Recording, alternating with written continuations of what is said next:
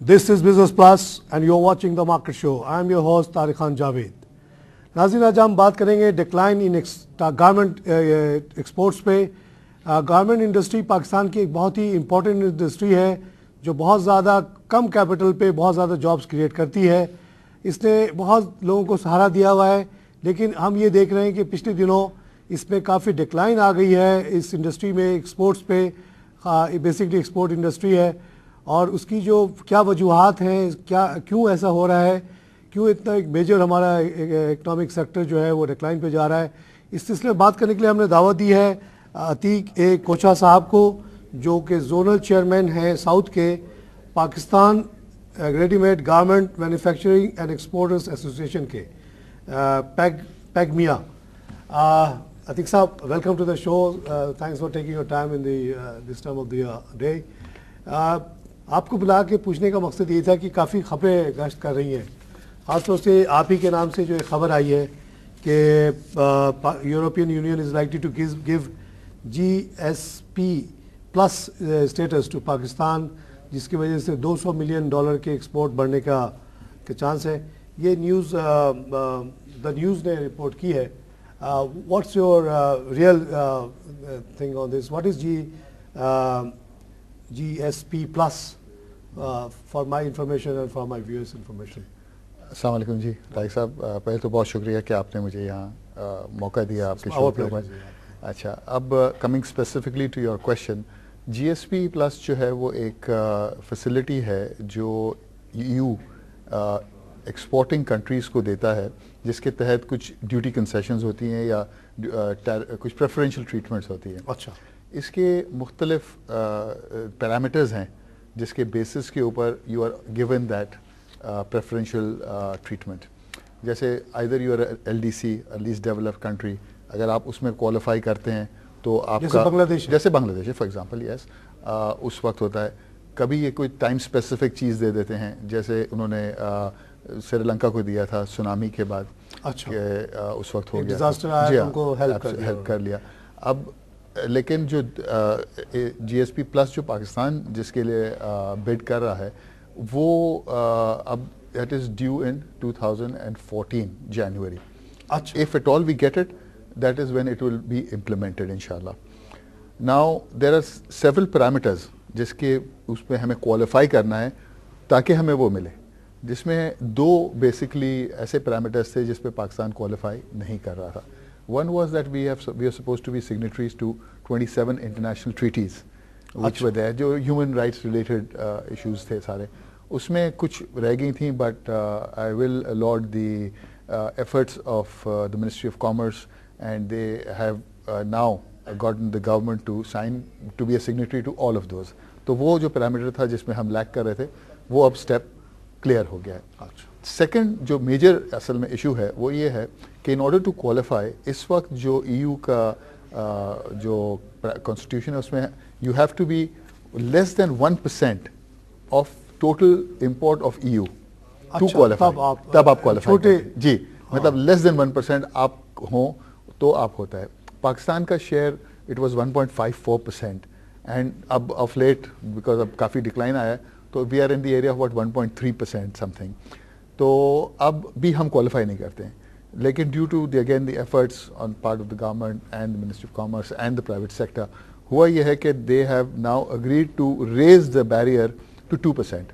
अच्छा, बट ये अभी प्रपोजल है, ये कोई अभी हतमी इसको शक्ल नहीं दी गई है। Now it is been put up to the EU parliament for approval, and once they approve and ratify it, then Pakistan will इंशाल्लाह qualify and then we will get that. तो अब ये रेटिफिकेशन के प्रोसेस में ये जो रिपोर्ट की गई है गलत है। ये एक्चुअली इसमें एक उन्होंने शायद मिसअंडरस्टैंडिंग है।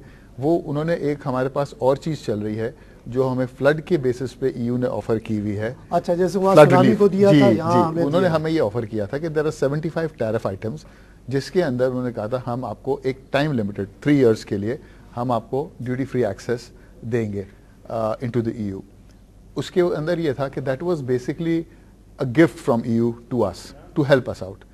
उसमें वी कांट डिमांड कि जी ये डालें या ये ना डालें या इस तरह कर लें या इस तरह ना करें। तो उन्होंने जो 75 आइटम्स डाले, तो then it becomes the prerogative of the other exporting countries into EU to also agree to that, because उनको भी इंजरी हो सकती है उस वजह से। अच्छा, हमें प्रेफरेंशियल देने से उनको नुकसान हो सकता है, जाहिर ना उनकी इंडस्ट्री हर्ट हो सकती है। अच्छा। So they have to give their consent as well. उसमें ये हुआ कि जी there were countries like Bangladesh, like Peru, like Brazil, like Argentina, like Indonesia who give the reservations कि नहीं जनाब ये आप इनको दे रहे हैं, आप इनको दें आप जरूर, बट आप इनको मॉनेटरी फॉर्म में दे दें, कोई और फॉर्म में ना दे दें, इस फॉर्म में ना दें कि हमारी इंडस्ट्री हर्ट हो। तो वो चल रहा है सारा। यहाँ पे एक ब्रेक लेना पड़ेगा नाज़रीन, हम लेंगे एक छोटा सा ब्रेक के बाद फिर हाजिर होते हैं।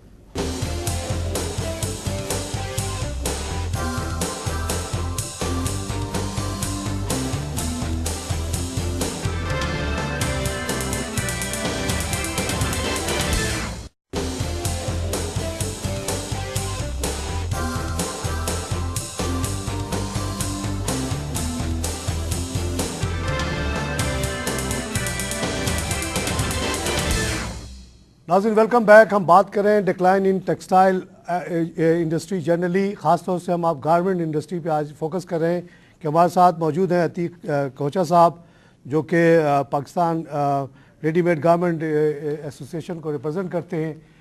हम उनसे ये समझना चाह रहे थे कि जो उनका रिसेंट स्टेटमेंट था कि हमें GSP प्लस स्टेटस मिलने वाला है वो क्या है। उन्होंने क्लैरिफिकेशन अभी दी है कि ऐसा नहीं है। अभी जो हम बात असल में कर रहे हैं वो 65 आइटम्स जो फ्लड की वजह से एक स्पेशल कंसेशन हमें दी जा रही है उसकी बात हो रही है।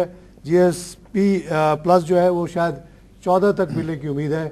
तो अतीक साहब कंटिन्यू करें, आप बता रहे हैं कि ये एक स्पेशल हमें फेवर देना चाह रही है हमारे जो फ्लड्स की ज़्यादा तबाहकारी की वजह से। तो उस पर ऑब्जेक्शन श्रीलंका ने किया? उसमें जी बांग्लादेश, अच्छा, इंडोनेशिया, अच्छा, पेरू, ब्राजील, इन कंट्रीज ने बेसिकली ऑब्जेक्शन। इसमें जो एक डिस्टिंक्शन है between least developed country and जैसे हम लोग डेवलपिंग कंट्री में आते हैं, इंडिया भी डेवलपिंग कंट्री में आता है, तो खबरें जो आम लोगों के फैल रही थी कि इंडिया ने ऑब्जेक्ट नहीं किया, बांग्लादेश ने ऑब्जेक्ट कर दिया, मुसलमान मुल्क है और ये है वो है। तो ये इसको जरा क्लैरिफाई करें, क्या anybody can object to this और only the least developed country can object? Any country who exports to the EU। अच्छा, any country। हाँ, any country जो ये डिस्टिंक्शन जरूरी नहीं है। तो और ये उन चीज़ों पे ये ऑब्जेक्शन दे सकते हैं जहाँ उनको डायरेक्ट इंजरी हो रही हो। ये जैसे अगर हमें GSP प्लस की बात हो रही है तो it is then not the prerogative of the exporting countries, it is that of the EU countries. अगर EU कंट्री में कोई ऑब्जेक्शन लेता है वो ले सकता है, उसके खिलाफ उसके खिलाफ एक्सपोर्टिंग कंट्री नहीं ले सकती। तो वो GSP के अंदर तो हमें जो भी हमें फेवर लेना है या जो हमें चीज़ लेनी है वो EU कंट्रीज से लेनी है। तो वो हमें उनके साथ अपना, अगर उनको कोई ऑब्जेक्शन है तो we have to satisfy them. इनके ऑब्जेक्शंस हमें इस पर्टिकुलर 75 टैरिफ लाइंस जो हैं इसके अगेंस्ट में। बांग्लादेश ने फिर उसका एक प्रपोजल दी हुई है कि जी ऐसा करते हैं कि ये जो 7 या 8 आइटम्स हैं जो हमारे मेजर एक्सपोर्ट्स में आती हैं इसमें आप कैप लगा दें, अच्छा, एक कोटा दे दें इनको कि भाई इतना कोटे तक तो वो एक्सपोर्ट कर सकते हैं duty free, balance would be according to the normal tariff. तो वो इस वक्त जी 9.8% के करीब है। अच्छा, जी हाँ, it varies a little bit but it's around that. तो वो 10% का हम एक बेंचमार्क ले लेते हैं कि इसमें एक आइटम बता सकते हैं जस्ट फॉर आवर इंटरेस्ट के क्या बांग्लादेश को क्या एक्सपोर्ट लेडीज करता है? Denim bottoms. अच्छा, अब Pakistan is very strong in denim products, specially the bottoms. अच्छा, तो वो पाकिस्तान का फोटे है स्पेशल। अच्छा। तो पाकिस्तान की वो है। अब Bangladesh also exports a lot of that. So what they are saying is कि जी इसका अगर आपने इनको खुला हाथ दे दिया, इनके पास रॉ मटेरियल भी है, इनके पास लेबर भी है, इनका हर चीज, तो ये जी वो तो हमें खा जाएंगे। तो इस वजह से उन्होंने कहा जी इसके ऊपर कैप कर दें। कैप उन्होंने बड़ा रीजनेबल दिया है, 20% of average of the last 3 years of exports, which is a significant quantity. उसमें हमें मतलब और ऑलरेडी देखिए 3 साल का था, अब 1.25 साल या 1.5 साल के करीब तो निकल ही चुका। हाँ, बचा क्या? तो अब तो इतना कम टाइम 10 में सलाब आया, हम 12 बैठे हुए। एग्जैक्टली, अभी बातें ही हो रही हैं। तो अब होपफुली इंशाल्लाह फरवरी में इसकी 20 फरवरी के करीब इसकी EU के अंदर ये प्रेजेंट किया जाएगा। एंड इंशाल्लाह होपफुली जो बाकी जो कंट्रीज हैं, इंडोनेशिया, पेरू, ब्राज़ील, इनको भी MOC जो है वो अप्रोच कर रही है, उनको भी एड्रेस कर रही है कि इसको डिप्लोमेटिक लेवल पे इसको क्लियर किया जाए ताकि ये आगे बढ़ सके। So let's hope for the best इंशाल्लाह। अच्छा, ये तो एक शॉर्ट टर्म बात हो गई। जो GSP प्लस का जो आप कह रहे हैं वो स्टेटस हमें डायरेक्टली यूरोप देगा, उसमें वो कंडीशंस कुछ ढूंढेंगे। Does it also include things like human rights or women rights नहीं, वो or तो है ना minority जी, rights? वो जो 27 इंटरनेशनल ट्रीटीज हैं, जी। They are all basically related to that human right. Human rights ही है ना? जी बिल्कुल बिल्कुल, वो क्योंकि उसी जैसे तरह है। टर्की के साथ जो उनके मसले होते रहे, जी जी जी ये जी जो आपने अब यहाँ जिस तरह के डिस्क्रिमिनेटरी लॉज हैं जी। अगेंस्ट वुमेन, अगेंस्ट माइनॉरिटीज, तो do you think that will keep make a hurdle for us? Sir देखें, बात यह है कि अगर उन्होंने हमें फेवर देनी है तो फिर अगर इस तरह They will की ignore चीजें those. दे विल इग्नोर दोस, नहीं देनी है तो किसी फिर को that point will- को पकड़ के किसी भी करें। पॉइंट को पकड़ के it will see unfortunately the situation of Pakistan because of its geopolitical position, because of its international role in of the political scenario, वो ऐसा हो गया है कि हम यहाँ कोई चीज़ हतमी तौर पे प्योरली लॉजिक पे नहीं बेस कर सकते। There are too many factors affecting something, तो अब वो इफ एंड बट्स इतने ज़्यादा हैं कि मुश्किल ही लग रहा है मुझे तो। कुछ कह नहीं सकते। अगर हमने कोई ऐसी चीज़ की भी हो या उस वक्त उनके फेवर में ना जा रही हो, they can use any excuse to stop us, and if they want to give us a favour, everything can be pushed under the carpet and बिल्कुल इस तरह है जी। तो ये जो आपने, आई एम सॉरी आपकी एक बात कंटिन्यू कर लूँ, जो आपने अभी कही ना, ये शॉर्ट टर्म चीज़ है, ये हमारे लिए शॉर्ट टर्म चीज़ बहुत इंपॉर्टेंट है। उसकी वजह मैं आपको बता दूं, ग्रेजुअली ग्रेजुएट हमें करना है जीएसपी प्लस में, लेकिन जो अगला 1.5-2 साल है ना जी, ये बड़ा टफ है from every aspect, eurozone issues. ये 12-13 तक चलेगा ये जी 13 की दिसंबर तक, क्योंकि देखिए 3-3 साल का 14 आ जाएगा तो जीएसटी का एग्जैक्टली तो 3-3 साल के पीरियड होते हैं। ब्रिज कर लेगा ये हमें ये ब्रिज करना बहुत ज़रूरी है। हमारा कस्टमर को हमें रिटेन करना है इस पीरियड में। हमारा कस्टमर एक बार यहाँ से चला गया, उसको लाना बहुत मुश्किल है। It's a very difficult task, uphill task, and specially under the scenario that we are living in. जी जी। तो हमारी इमेज, हमारे issues of energy, this that the other. अच्छा, ये जो आपके स्पेसिफिकली आपका जो एरिया गारमेंट का है, इसमें हमने देखा कि बड़ी ज़बरदस्त पीक आई जी और उसके बाद से बड़ी ज़बरदस्त डिक्लाइन दिखाई जा रही है जी हाँ चार्ट में। मई 11 touch 200,000 volume dollars, correct and then we see in September suddenly drops to around 110 वगैरह, correct then it has moved to something like 125 million. 25-30 November. What was the reason for this specific decline, जो इतना बड़ा decline आपका आया है? Sir इसकी multiple reasons हैं।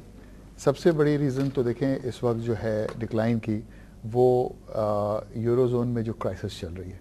अच्छा जी, जो देखें क्राइसिस जो इस वक्त वहाँ है, उसकी वजह से बाइंग बहुत लिमिटेड है।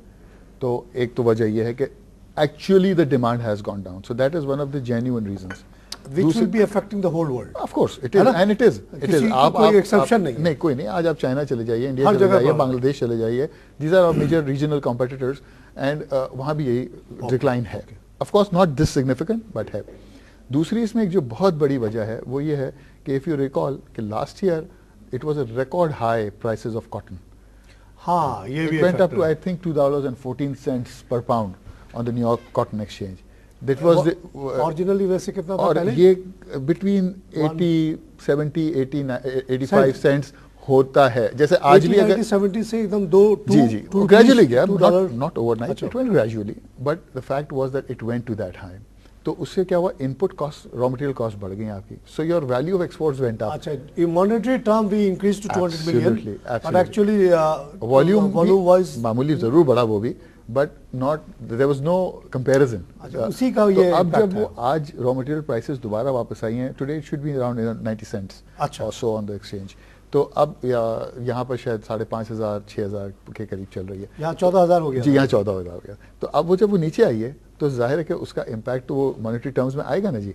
तो वो एक बहुत बड़ा जो एक समझ लें कि एक अकाउंटिंग एंट्री थी, वो कम हो गई है जी। तो उस वजह से एक तो दैट इज अनदर रीजन। तो ये basically demand. What about power shortage? Sir देखें, ये power shortage, energy crisis, this is going to kill the industry. I tell you, अभी हाइमटेक्स कंप्लीट हुआ है, ऑल्दो हाइमटेक्स हमारे परव्यू में नहीं आता, वो होम टेक्सटाइल्स का सारा फेयर होता है, बट ओवरऑल एक बात समझ आ जाती है। वहाँ पर मेजर कंसर्न कस्टमर्स का क्या था कि जी हम ऑर्डर अगर दे भी देते हैं, क्या डिलीवर होगा और इन टाइम होगा। So that was the two major concerns that they were having. उसकी वजह से they would rather pay maybe a little extra to India, to Bangladesh, to China, but at least they will have the security of getting deliveries and meeting the seasonal demands. तो आज जो हमारा major मैं समझता हूँ problem है कि अगर ये गैस शॉर्टेजेस वगैरह की वजह से हमारी इंडस्ट्री लूज आउट कर गई तो again customer once gone is gone, it's very difficult to bring them back, जैसे मैंने अभी कुछ देर कर रहा। अच्छा, इसी पे एक जनरल से आपसे बात करूंगा। आपने बड़ी बहुत ही अहम बात बता दी कि यूरोप में एक्चुअली डिमांड की कमी है। ये ऐसी जो हम खबरें सुन रहे हैं उसका इफेक्ट ऑलरेडी हमारी इंडस्ट्री पे, हमारे जॉब्स पे आना शुरू हो चुका है, और ये हम पे नहीं है बल्कि तमाम मुल्क जो एक्सपोर्ट करते थे उनको है। अच्छा, इसी तरह अमेरिका की भी हम सुनते हैं कि वहाँ के भी हालात अब अच्छे नहीं रहे, और इसका इम्पैक्ट ज़रूर उनके परचेजिंग पावर पे आएगा, क्योंकि जब लोग देखेंगे कि भाई जॉब्स की अनसिक्योरिटी है तो वो कम कपड़े खरीदेंगे, पुराने पे गुजारा कर लेंगे। तो वहाँ भी इम्पैक्ट, तो उसका रिस्पांस जो हम देख रहे हैं दुनिया में और मुल्कों में कि और इलाकों में, कि मिसाल के तौर पे एशियान जो कि बड़ी टाइगर मानी जाती है, वो बड़ा आपस में बार बार मीटिंग कर रहे हैं, बहुत सर जोड़ के बैठ रहे हैं और आपस में बार्टर ट्रेडिंग एक तरह अपनी करेंसी स्वैप कर रहे हैं कि अमेरिका को यूरोप को साइड पे करके वो आपस ही में ट्रेडिंग कर रहे हैं और अपनी करेंसी में सेटलमेंट कर रहे हैं और कह रहे हैं कि how we can increase our inter regional trade instead of thinking of Europe. And what is your view on this? हमारे पास एक सेफ्टा एग्रीमेंट है जिसको पाकिस्तान हमेशा रोकता रहा और यहाँ जमातुल दावा जैसे लोग बैठे हैं जो कहते हैं कि इंडिया का जो यार है वो इस्लाम का गद्दार है। भाई इंडिया के यार से गद्दार इस्लाम का कहते हैं। इंडिया में भी 18 करोड़ मुसलमान बैठते हैं। बहरहाल एक तबका है जो चाहता है कि ये रीजनल ट्रेड ना बढ़े, खासतौर से इंडिया से दुश्मनी चलती ही रहे अगले 1000 साल तक, जब तक हम दिल्ली पे वापस कब्जा ना कर लें। तो इस तरह के माहौल में what is your view as individual and also as an association कि what can we will the expansion or implementation of SAFTA agreement, which will basically open up your entire SAARC market, is it going to be good for you? Will you be able to survive? Sir देखें, इसको थोड़ा सा macro view पहले ले लेते हैं and then will come specifically to India और in the SAFTA. Macro view देखिए इसमें यह है कि you have to diversify from the traditional markets. आज हमारी ट्रेडिशनल मार्केट कौन सी है जी? USA and EU. What are the percentages? 91% of our total exports is to this two regions. आप तो बहुत ज्यादा अफेक्टेड है ना। एग्जैक्टली। और जैसे जनरल टेक्सटाइल है और जगह भी जाता है, रॉ कॉटन है मिसाल के तौर पे बहुत जगह जाता होगा, उसको कोई फर्क नहीं पड़ रहा जी। लेकिन आपका तो high value added garment. Sir हमें तो फोकस इस पे करना चाहिए, हमें तो कॉटन एक्सपोर्ट पे तो बात करनी नहीं चाहिए, हमें वो तो एकदम हमारा वो आखिरी प्रायोरिटी है। हाँ, लेकिन देखिए ना अभी भी मैं देख रहा हूँ कि अच्छी खासी एक्सपोर्ट। लास्ट ईयर हमारा जी 35% of our total exports, 4 billion out of about 12 billion was readymade garments plus knitted garments. अच्छा, इतना वैल्यू था, वॉल्यूम था। आज वो 1.2 पे है शायद अप टू नाउ। अब बात मेरा कहने का है कि हम बात कर रहे थे तो हमें डिवर्सिफाई करना है, हमें रीजनल मार्केट्स में जाना है। आपके बराबर में चाइना की मार्केट है, आपके बराबर में इंडिया की मार्केट है। These are huge and humongous markets. इनको हमें कहते हैं 400 million rich people. Absolutely. They can buy your goods like the Europeans. Absolutely. और money is not an issue for them. और मैं आपको बताऊं कि लेकिन हम खैर again I would like to first talk about China. China में फॉर एग्जांपल अगर हम चाहें तो उस क्या मार्केट, लेकिन हमने एक छोटी सी स्टडी कंडक्ट की इनफॉर्मल सी। उसमें हमने ये किया कि we took one of the best exporters of denim jeans from Pakistan into China, और वहाँ मीटिंग हुई with one of the largest store chains. तो after all the negotiations is that bottom line was कि जी हमारा जो ड्यूटी स्ट्रक्चर है with China वो इतना है कि जी हम एक्सपोर्ट नहीं कर सकते। हमने उसको कहा जी अच्छा कितना कम हो सकता है? तो जी जब हम कहते हैं कि आसियान कंट्रीज़ के लेवल पे हम ले आए which is about 5% duty on imports from ASEAN states, then we become competitive, then we can sell to them. Instead of become, it's I think around 12%, 11 to 12%. China तो बड़ा हमारा दोस्त बनता है जी, exactly. उसकी चीजों ने आके हमारी इंडस्ट्री को तबाह कर दिया। आप नहीं आप चाइना को इतना ब्लेम ना करें। आप ब्लेम तो मैं नहीं कहूंगा, बट आप थोड़ा सा अगर देखें हमारी जो हमने FTA साइन किया चाइना के साथ, जिसने हमारी सेरेमिक इंडस्ट्री आप मांगे तो सही ना तबाह कर दिया। सर आप मांगे, हमने उनको खुला छोड़ दिया। हमारे जो policy maker are they servants of China और they servants of Pakistan? Exactly that's what I am saying. Now जब FTA आपने साइन किया उसमें टेक्सटाइल्स को आपने डाला ही नहीं है। वाह, उसमें आपने टेक्सटाइल ही आपकी मेन इंडस्ट्री, आपने उसको नहीं डाला। तो वो जब आप डालें को तनख्वाह वहां से मिलती है, यहाँ से मिलती है। सर अब ये तो आप सवाल उनसे पूछें, बट इशू ये है कि अगर हम उस FTA में आज भी they are open to negotiations और हो रही हैं बातें. I believe there is another round of talks going to be somewhere in February. उसमें हमने यही प्रपोजल दी है मिनिस्ट्री ऑफ कॉमर्स को कि किसी तरह खुदारा इसमें डालें इसको. अगर आप डाल देंगे तो पाकिस्तान के लिए एक बहुत बड़ी मार्केट खुल जाएगी. और हम ये नहीं कहते हमें ड्यूटी फ्री कर दें, एफटीए के मार्केट ही नहीं है. एफटीए पे आप जीरो रेटेड ना कर दें, हमें 5% तो लाए. आसियान लेवल पे लाइए ना. एशियन लेवल हमसे तो ज्यादा दोस्ती करता है. एग्जैक्टली. तो अगर हम रिपोर्ट भी हमसे लेता है, सब कुछ लेता है, तो क्यों नहीं देता भाई ये? तो अब ये एक तो मार्केट हो जाती है. तो उनका माल को रोके आप, उन पे भी लगाएं 12% ड्यूटी. ठीक है जी. तो एक तो ये बात हुई. दूसरी फिर इंडिया पे आप आ जाइए. अब जब आप साफ्टा की बात कर रहे हैं, देखें साफ्टा सार्क कंट्रीज का एक सब्सिडरी एग्रीमेंट है आपस में. ट्रेड में मैं थोड़ी सी अपने तरफ से इनपुट ये दे दूं जी कि जो साफ्टा एग्रीमेंट है जी, जो कि 2015 में फुल्ली इम्प्लीमेंट हो जानी है, 15 है या 18 है? नहीं, 2013 है. 13 में between the better countries like Bangladesh, Pakistan, ये सारी 5% पे चली जानी है मैक्सिमम. यही होता है free trade zone, 0 to 5%. Zero कोई नहीं होता. करेक्ट. तो जैसे एशियान ने किया हुआ है, जिसमें चाइना को भी मिल रहा है बेनिफिट. और जो थोड़े से पीछे मुल्क है नेपाल वगैरह, वो शायद 18 में अपने टैरिफ बैरियर्स वो भी इसी लेवल पे जाएगा. करेक्ट. 18 में we will become a common market. Correct. ठीक है. करेक्ट. तो अगर ये हमें स्टेटस वाकई इस पे इम्प्लीमेंटेशन हो जाए 13 में, तो how big a market you will get, what will happen to your industry? वहां से भी तो एक्सपोर्ट आ सकता है ना, इंपोर्ट. बिल्कुल आएगा. Will your industry be able to sustain that? इसमें मैं थोड़ा सा आपको अपना इनपुट ये दे दूं कि साफ्टा एग्रीमेंट इज गवर्न. इस पे एक तरह से फिर से वापस, चाइना का हम देखते हैं गारमेंट बढ़ाता है जी, उस पर क्या ड्यूटी है? पाकिस्तान की जो ड्यूटी स्ट्रक्चर मैक्सिमम जो है वो मेरे ख्याल है कुछ 20% पर है शायद.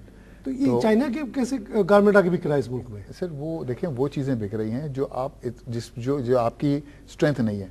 आप पॉलिएस्टर और नायलॉन या मैन मेड फाइबर्स की या फैब्रिक की जो भी प्रोडक्ट्स हैं, Pakistan is not an expert at that. Pakistan की वो स्टेट. तो ये जो हम कपड़े देखते हैं वो फाइबर ज्यादातर. अब कॉटन की देखें, बाकी अब आपको पता है अनऑफिशियल चैनल से और अंडर इनवॉइसिंग वगैरह करके भी माल बहुत आता है, वो उस तरह से भी आ जाता है, लेकिन वो इतनी कोई वॉल्यूम नहीं है कि जी. और प्लस हमारा हम जो प्रोडक्ट्स यहाँ से प्रोड्यूस करके एक्सपोर्ट करने की बात करते हैं, उसके लिए तो हमारी डोमेस्टिक मार्केट इतनी बड़ी मार्केट है भी नहीं ना.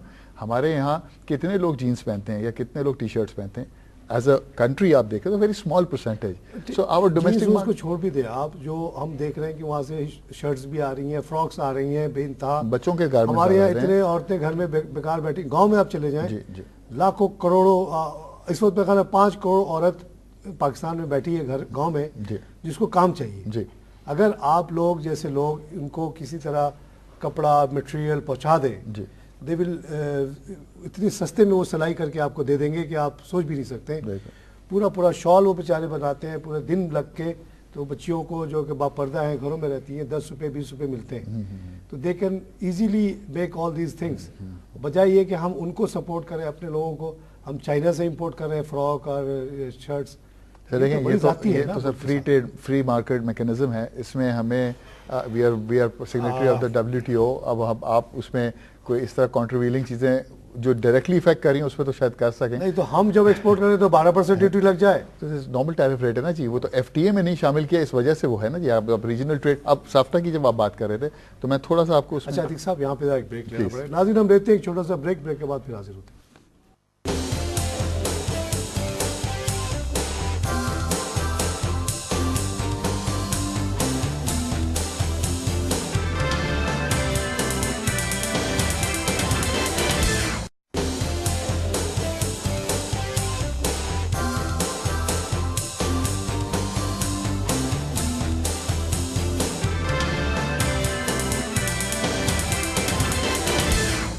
नाज़रीन वेलकम बैक. हम बात करें डिक्लाइनिंग गारमेंट इंडस्ट्री पे. गारमेंट एक्सपोर्ट्स हमारी घट रही हैं, इस पे बात हो रही है. अभी हमने सेकंड सेगमेंट में ये बात की कि अगर रीजनल ट्रेड हमारा बढ़ जाए इंडिया वगैरह से तो क्या होगा, क्या हमारी इंडस्ट्री पनप पाएगी या ख़त्म हो जाएगी.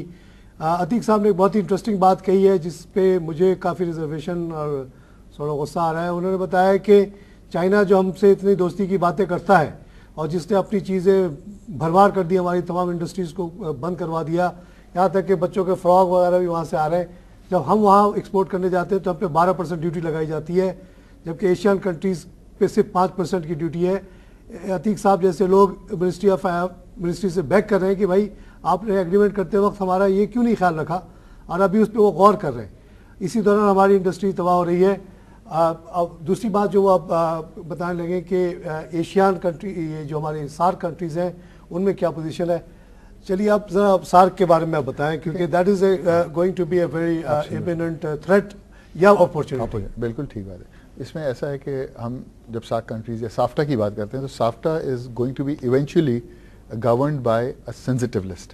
अच्छा, ठीक है जी। इस वक्त वो नेगेटिव लिस्ट, पॉजिटिव लिस्ट, ये सारी बातें अपनी जगह हैं, but ultimately to be replaced by a sensitive list जिसमें बहुत कम आइटम्स होंगे। उसके अलावा बाकी सारा ट्रेड वो 0 to 5% वाले ब्रैकेट में हुआ करेगा। लेकिन unfortunately from the information that we have is के textiles is going to be part of the sensitive list, whereas we will not be able to access those markets on those preferential rates. तो वो हमें अब हमारा next target ये होना पूरा textile, पूरा स्पेक्ट्रम ऑफ टेक्सटाइल, या आई बिलीव सो, गारमेंट की बात स्पेसिफिकली गारमेंट का तो मुझे I am sure, but towels, yarn, bed linen, cloth, woven and knitted, other textile, cross the board वो I believe so, I believe so, I believe so. फायदा नहीं ना। तो अब बात यही है, अब हमारी जो या तो खुल के दो या ना दो भाई, नहीं, उसमें हमें अब ये कोशिश करनी चाहिए। और ये पॉजिटिव, ये 70% हमारा एक्सपोर्ट तो गारमेंट का ही है जी, ये टेक्सटाइल का ही है। अबाउट अगर हमारे 70% को आपने सेंसिटिव लिस्ट में डाल दिया तो फिर आपसे ट्रेड करने का फायदा क्या? एग्जैक्टली तो यही कहने का मकसद, अब हमारा टारगेट ये होना चाहिए, एफर्ट्स हमारे ये होने चाहिए कि हम उसको उस सेंसिटिव लिस्ट में से निकालें। और अगर ना निकालें तो इस वक्त there is a dual tariff structure that India uses, जिसमें वो specific and ad valorem duties दोनों हैं। तो कम से कम वो किसी एक पर आ जाएं, वो आइदर और हायर ऑफ द टू पे ना जाएं। अच्छा, तो उससे भी कुछ फर्क पड़ जाएगा। लेकिन इंडिया को हमें किसी देखें, अब इंडिया ने बांग्लादेश, आप जो बात कर रहे हैं ना, वो मिसाल के फार्मास्यूटिकल इंडस्ट्री से मेरी बात हुई, वो बैक कर रहे थे या प्ली कर रहे थे थ्रू दिस फोरम कि उनको सेंसिटिव लिस्ट पे डाला जाए। आप कह रहे हैं कि ना डाला जाए। बिल्कुल, that shows your confidence that you will be a net gainer of this huge market. Absolutely. देखिए very welcome देखिए पाकिस्तानी जो डेनिम्स हैं, टी शर्ट्स हैं, ये जो आइटम्स हैं हमारे, वो वहाँ पर एक बहुत बड़ी मार्केट है and we are very competitive in terms of quality and price. तो हमारे लिए एक बहुत बड़ी मार्केट है।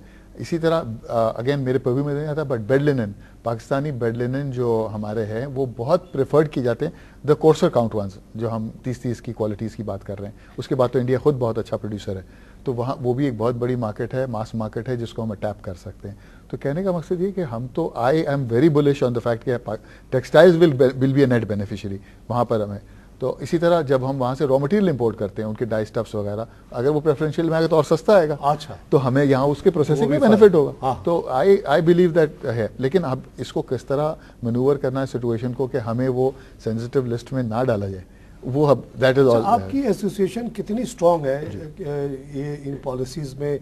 ये जब नेगोशिएशंस हो रही होती हैं, तो जैसे कि चाइना में उन्होंने कर दिया, इनको पता ही नहीं होगा ब्यूरोक्रेट्स को कि कितने बड़ा ब्लंडर उन्होंने कर दिया है और किस तरह से हमारे नुकसान पहुंचाया। तो do they ask you, do they consult with you and इस तरह की देखें, एक ज़माना तो था कि जब इतने लेवल की कंसल्टेशन होती थी कि जब हम कोटे वगैरह की नेगोशिएशंस के लिए जाती थी हमारी टीम्स यहाँ से गवर्नमेंट लेवल की, तो एक पैरेलल टीम जाती थी प्राइवेट सेक्टर से, जो बाहर बैठी होती थी उनको गाइड करती थी। हाँ। भाई ये हो गया, नहीं यार ये ना कीजिएगा, इसका ये इम्पैक्ट आएगा। तो because we are the stakeholders, हमें जितना पता है कि अब जाहिर है कि वो अपनी इंडस्ट्री के अच्छाइयाँ बुराइयाँ हमें जो पता है, वो एक आप बाहर वाले आदमी को नहीं। कुछ दिन पहले वो पुलिस कमिश्नर था, वो बन गया bureaucrat for this particular industry, उसको क्या पता? सर देखें, तो थाना पुलिस जानता है। इस वक्त देखें, या वो फॉरेन ऑफिस में था, उठ के आ गया, वो बन गया secretary for textile. What does he know? अब जो इस वक्त जो मिनिस्ट्री ऑफ कॉमर्स में सेक्रेटरी साहब हैं, he is very well versed with all these things. I was very impressed with my current meetings.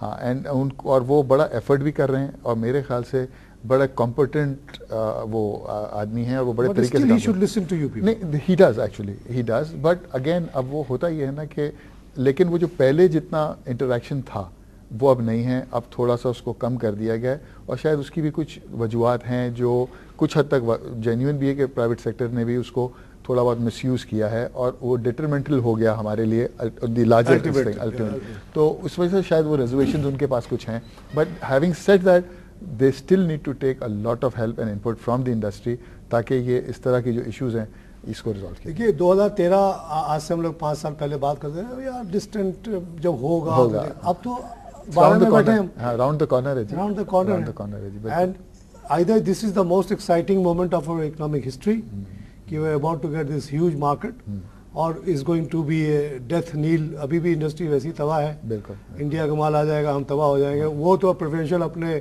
जैसे चाइना ने हमारे साथ किया है जाती कि अपनी चीज़ों तो उसने 62 रुपये में भिजवाता रहा यहाँ पे। हमें कहा कि तुम बेवकूफ़ पाकिस्तानी, तुम 62 पे अपने नोट को रोक के रखो ताकि मेरा माल 62 पे आके बिके।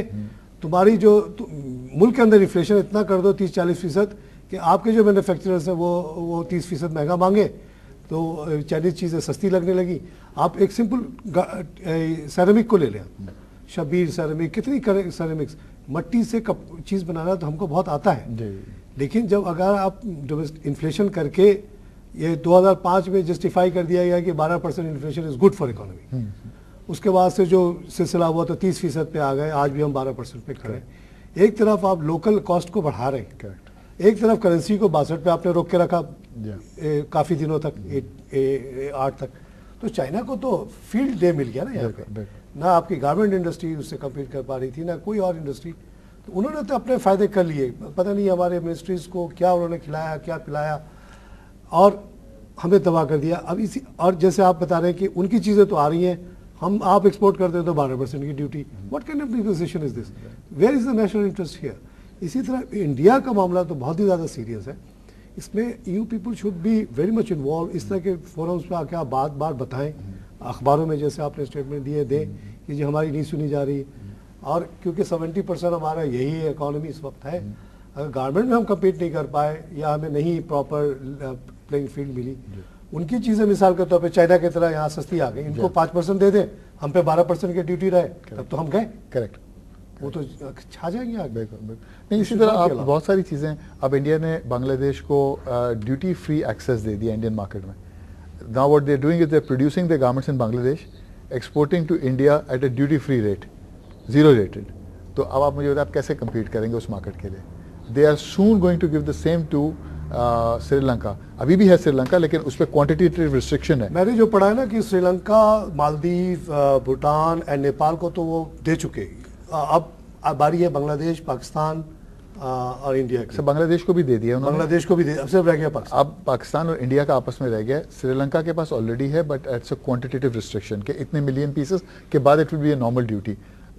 लेकिन अब ये है कि they are going to extend the same facility. I was in India a couple of weeks ago and I spoke to a few high level people over there. उन्होंने कहा जी India is going to give the same to, जो उन्होंने बांग्लादेश को दिया है वो उन्होंने उसको दे देना है, श्रीलंका को देना है। तो ये अब इतने रीजनली आपस में लोग कर रहे हैं, तो आप कैसे सर्वाइव करेंगे? हमारे लिए जैसे हम अब देखते हैं, और ये अगर आप हिस्ट्री चले जाएं तो आप अंग्रेजों के आने से पहले का दौर देख लें, क्या था हमारी economy. India was the second biggest economy of the world, most important textile exporter, चाहे वो सुमाट्रा हो चाहे अफ्रीका हो, हर जगह इंडियन टेक्सटाइल जाता था।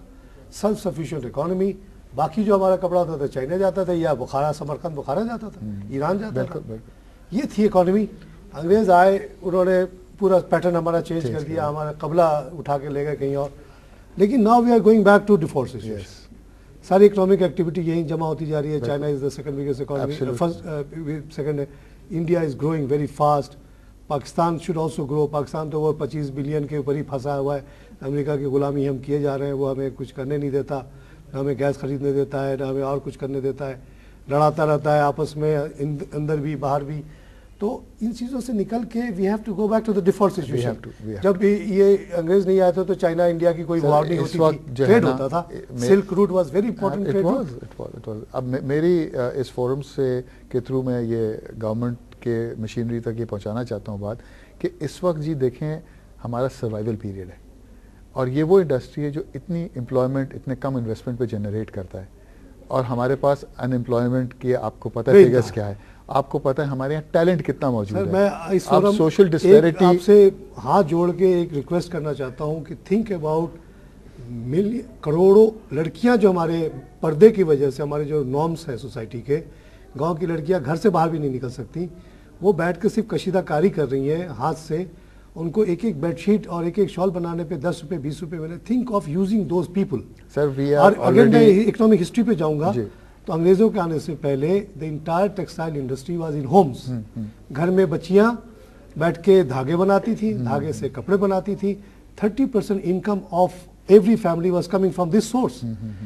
बेटे और मियाँ जाके खेती करते थे, फौज के काम करते थे, लड़कियां 30% घर चलाती थी। सर मैं आपको जब अंग्रेज आया तो बड़ी बड़ी फैक्ट्रियां बन गई, वो सब बंद हो गई। Try to take it back. Sir इस वक्त हमारा एक टेक्निकल ट्रेनिंग इंस्टीट्यूट है प्रगति के नाम से, उसमें ये प्रिग्मा ही उसको चलाती है। इसमें ये है कि we have UNDP gender promotion programme. साहब बहुत अच्छी बात है लेकिन टाइम खत्म हो गया। Please I will like to continue with you some other time. नाज़रीन, डिक्लाइन इन गारमेंट इंडस्ट्री पे, ट्रेड पे और जो एक्सपोर्ट पे हमने बात की। अतीक साहब ने बड़ी ज़बरदस्त इनपुट्स दिए हैं। कुछ चीज़ों ने तो खैर मेरा ब्लड प्रेशर भी बढ़ाया कि जैसे चाइना ने हमारे साथ मिसट्रीट किया है, और अब जो यूरोप की तो कहानी स्लो डाउन हो रही है, वहाँ ही हमारा 90% एक्सपोर्ट है। वहाँ वो उनका कहना है कि नेचुरल डिक्लाइन आ रहा है और हमें अब तवज्जो देनी चाहिए इर्द गिर्द के मुल्कों पे, जो कि हमारा एक डिफ़ॉल्ट सिचुएशन था। अगर हम अब सबसे ज़्यादा इंपॉर्टेंट बात है 2013 बिल्कुल करीब है। इंडिया से किस तरह की निगोसिएशन होती है, किस तरह की कंसेशन ली जाती है textile industry as a whole के लिए, ये बहुत ही वाइटल होगा हमारे सर्वाइवल के लिए। अगर वही चाइना वाला हाल हो कि वो तो 5% पे ले आए और हम बेचते जाए तो 12% ड्यूटी दे, तो ये बिल्कुल ज़्यादती होगी मुल्क के साथ। ऐसा नहीं होना चाहिए। इसी के साथ मैं आज का प्रोग्राम ख़त्म करता हूँ। खुदा हाफिज़।